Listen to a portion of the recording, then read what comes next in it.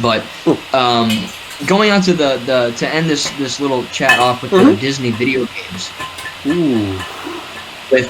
Let's just quickly cover Battlefront 2 2017. Now, I'm not talking the controversy of the loot boxes, all right? I'm talking about how it is now. Okay, so comparing it now it feels like a huge fan service. The free content, the fact that they're bringing in stuff that I haven't seen, even in the original Battlefront.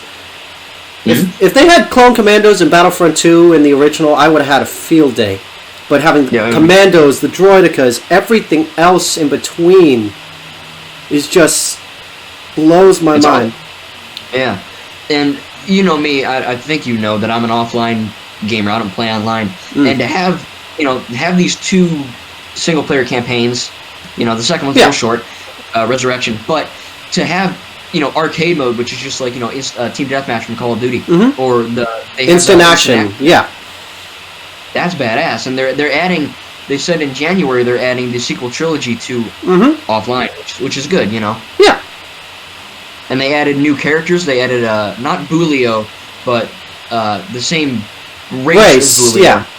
But it's a girl, I think. And then they have they have the Jet Trooper kind of. That I was playing with the other day, and it is loads of fun. Yeah, it is. It is. It's a blast. Battlefront 2, honestly, it's my favorite Battlefront game, and that's because I love Battlefront 2 2005. I mean, that was the Poopadook back in the day, That's still hands down to me the best campaign out of all the Star Wars games. If they took that campaign and went, okay, put it in Battlefront 2, the new one, people would be flocking to it and probably wouldn't leave the campaign. Nightfall with modern graphics would have been nuts. Yeah, that would have been sick. But I think, like I said, I think that Battlefront 2 had a very, very rocky start, and now that it's kind of in like a sweet spot. This is kind of like the Star Wars game for multiplayer people to go to now. And then that kind of brings us into Fallen Order. Yeah.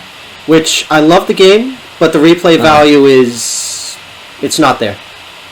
Yeah. It's like you beat it, and that's it. Yeah, I think that the graphics are great. The fact that it's canon is just amazing. The story and the voice acting, the combat, the planets, everything's great. As far as replay value, like you said, there's some issue. Like take the Far Cry games, like Far Cry 3 and I think Far Cry 5. Those games are great, but when you complete the whole game, every side objective, every collectible, every base, it's just you with all these guns. You're a badass, but you're just running around this huge open world shooting pigs or your own buddies. Yeah. And I know you can reset outposts, and that's fun. But there's, if you played Rage 2, my issue with Rage 2 is that it's a very fun game, but it can feel empty. And Jedi Fallen Order, I think the best thing replay value-wise is that, even after I completed the whole game, I got all the collectibles. Yesterday, I still booted it up, and I went to Bogano, and I went to Dathomir, or whatever, Zepho. And I'm a huge open world fan, so I just love to take an L in and just explore. But having the ability to reset enemies, I think for me that's a huge boost up. Because now, like imagine having a lightsaber and a double-bladed lightsaber and all these cool force powers, but nothing to use it on. But now that you can reset enemies, but the thing that the game is missing, I think what they should add is like a wave-based or like a horde mode type thing, where it's just wave-based. So you mean like an endless wave of Imperials?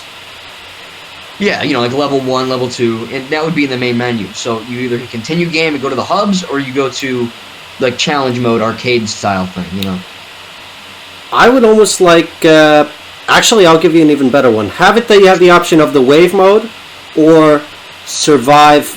I don't even know what to call this mode. How long can you survive fighting Vader?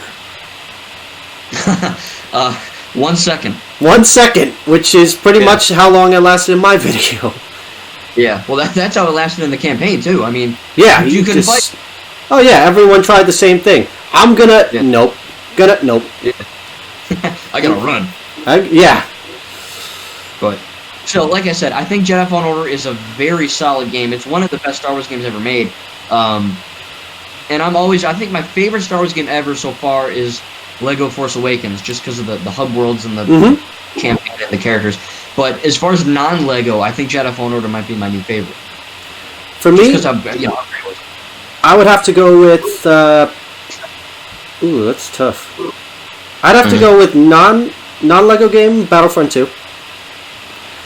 2005. Ooh. Or the new one. Yes. Okay. But probably, if I'm talking multiplayer, new one. If I'm talking campaign, the original. Okay. All right. But Lego game, Clone Wars. Actually, I'm gonna go with the Clone Wars because I felt like the battles were a lot bigger in that game. The Battle of Geonosis. Oh yeah. Felt much more realistic. It wasn't, here's one enemy, two enemies, three enemies, and the second you kill an enemy, the next one comes in. It was, there are dozens of droids on the screen. You were quite literally fighting to stay alive on that map. Yeah, I died a lot in that game. Yeah. I wish they would go back to that, having that many enemies on screen. I know. Maybe they will. Who knows? Maybe. Because we actually, for the Skywalker Saga, we haven't even seen gameplay yet. So no, we've seen a cutscene. Not even that long either. Yeah. Which brings to Lego Star Wars: The Skywalker Saga. I think my channel and everyone watching this video. I cover it like crazy. Only when there's something interesting to cover. But like I said, June had a huge thing: interviews, pictures, and then nothing. Just silence for 6 months. And now on the 20th, we got a new trailer. I knew it was less than a minute, but it's something. True. But my thoughts are they're probably going to release gameplay going into the new year. Like as a New Year's Eve here, watch the first gameplay of... Is if they do it now, I feel like they're doing the same thing with Avengers. They're waiting a week until after most people have seen the movie, then they can spoil stuff. Yeah, that's the thing. Because I think one of the big reasons... And again, I love TT games, but they're very bad at communicating. Because it wouldn't kill them to say, hey, we can't show anything until the movie's out, and for spoilers, once the movie's out, we can dive in a little bit more into the thing. But, I mean, it was just nothing, there's zero communication. And that's where a lot of the salty people got salty, including me, because we felt betrayed. It's like, you have the biggest game ever, and you're not telling us crap about it, I was going to say, all they had to do, they have the 6 movies that they could easily take from and, use any of it and could have shown us some sort of gameplay. Yeah. They have the Clone Wars. Well, I mean, that might be DLC, but still, they have all this stuff they could have shown, and we've all been kind of sitting here going, anything, nothing, something. Yeah.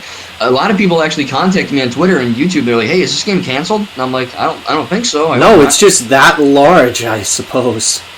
And as we know now, it's 100% still confirmed. It's still coming out in 2020.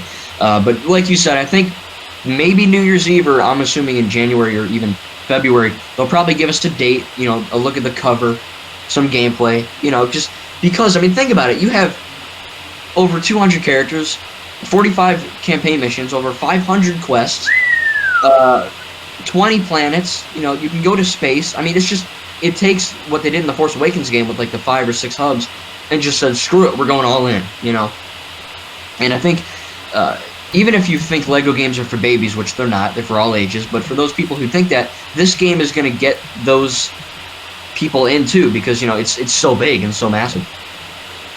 Yeah. When that game comes out, I'm going to have to try not to quit my job. Yeah. To play that. I'm not even going to get a job. I'll be like, screw it, next year. My job will be playing this game to my heart's content. Yeah. I wish I was big enough on YouTube to get paid, but we'll have to do that one day. We'll have to see. I was going to say, my next plan, I guess, is Patreon, and I suppose is, trust me, 4,000 plus subscribers, and it all comes down to needing 4,000 hours, not minutes, 4,000 hours of people watching, which means they have to watch from top to bottom, and get, and I'm not even close. Not even remotely close. I don't think I am. I don't even know what I am. But you're lucky. You got a huge subscriber boost in like a day. Oh, I know. That was all because of doing Fallen Order and all these other games about a day or 3 early because I set my Xbox to New Zealand. Oh, yeah. Okay, you did that. That's smart. It worked. So I ended up playing it the day before. Yeah. I had Modern Warfare and Jedi Fallen Order on PS4, so I'm still new to that. I got the PS4 early as like a birthday present earlier in the year, and I'm still figuring it out. I'm still new to the PS4. I'm an Xbox person, so I'm kind of, I'm like, the reason why I got a PS4 is because I'm running out of storage on the Xbox. I was going to say, I got 2 external hard drives for the Xbox, just because there's that many games, and people say, just delete some. No, there's too much there's too much that I'll play later. I deleted Rage 2 and like Cars 3 Driven to Win. They're good games, but, I have, I think, 66 games on my Xbox, and there's no way I delete anything. I just love all those games so much. I was going to say, me, because I actually have a limited amount, that there's a cap on how much I can download with the internet, it's a case of, if I delete it, and I'm close to the cap, I'm going to actually have to pay money to download the game again. Right, yeah, I know. It's a big thing. But anyway, going back to Star Wars with the games, I think that Lego Star Wars is in a great spot. I think that Jedi Fallen Order is in a great spot. We need a sequel. Oh, no, we definitely need a sequel, but if it means that they have to wait 3 or 4 years and not rush it, I'm all for them taking their time. Yeah, same. But to conclude this video, I think we'll have to do another one day on a different franchise or whatever, but we covered the movies. I think we did that. We covered the video games. The shows, Clone Wars is coming back. That's Resistance is still going on. I was going to say, Clone Wars, we can probably do a whole video top to bottom on that one. Oh, yeah. Because actually, I went to the exchange and I bought, like, every season. And I binge-watched the whole season. And, man, it's a great show.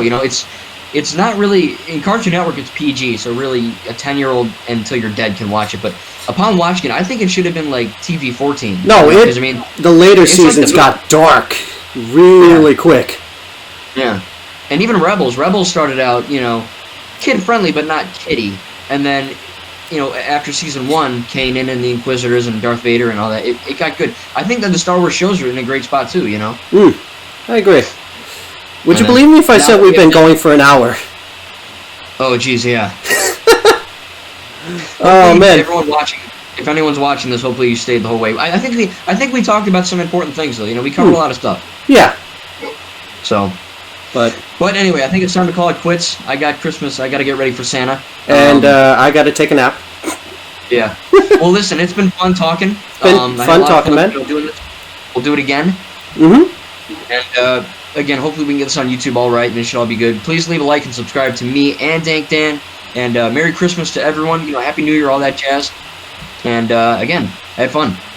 All right. See you guys.